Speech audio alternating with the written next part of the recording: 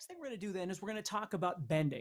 Now, there's a whole host of different ways that you can bend. And again, I go through all of that stuff in the course, but let's just start with the most common thing, which we'll call a basic bend. So if we were sitting in the A minor pentatonic position,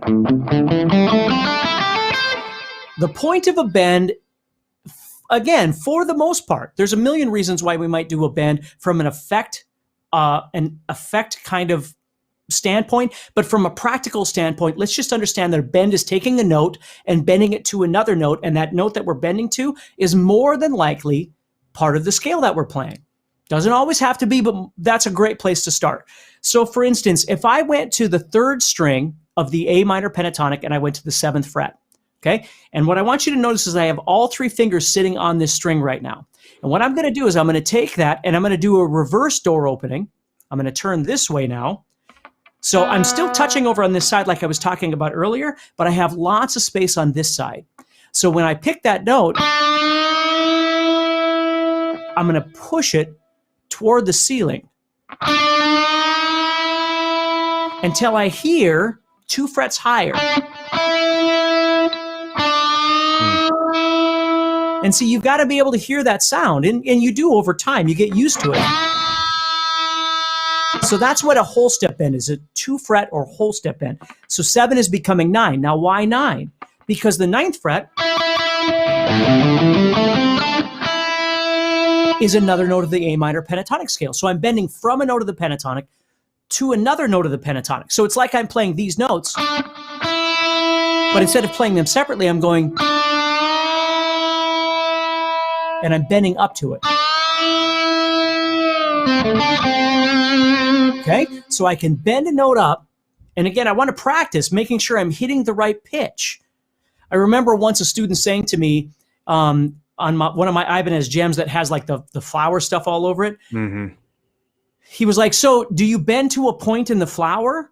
And it got me thinking, because depending on the guitar that you play, like bends are different. If you play a shorter scale like a Gibson Les Paul or something versus a longer scale like an Ibanez or a Fender, or for instance, if you played a baritone, or you have thicker strings on versus thinner strings, all of those things are going to make the bend feel different. And the distance that you have to bend is going to change. So it has to be your ear. And the greatest way to practice that is just practice getting the sound in your head of what you're trying to target.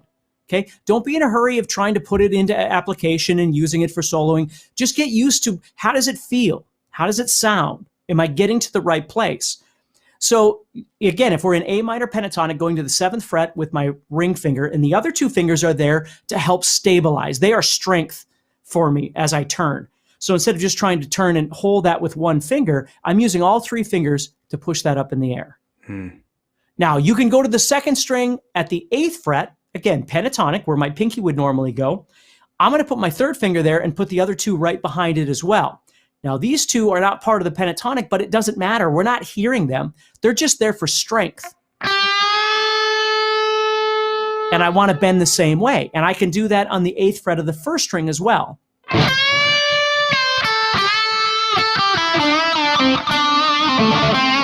Now, some things you might be thinking, and I'm not trying to go through these way too quick, it's just we only have so much time, but you get the idea of the bend.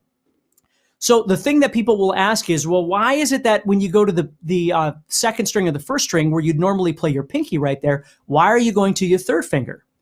Well, the reason is because I have more strength in these 3 fingers than I do in my pinky, okay? Plus, it feels more comfortable for me. But the most important reason is because then I've got my pinky available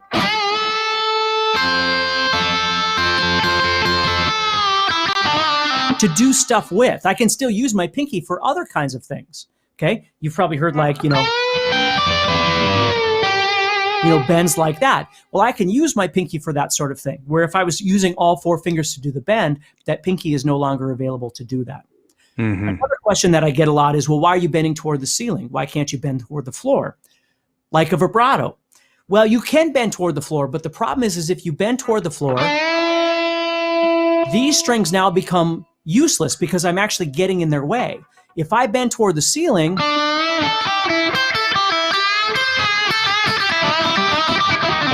I can do all those kind of typical licks and things that people usually do for kind of rock, blues rock sorts of things. Okay?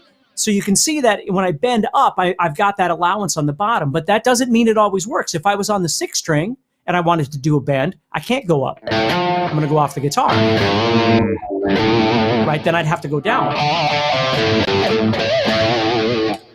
You see? Just like reverse, if I want to do a vibrato on the 1st string, I can't go down. I have to go up. So you just have to keep those things in mind as you're learning this.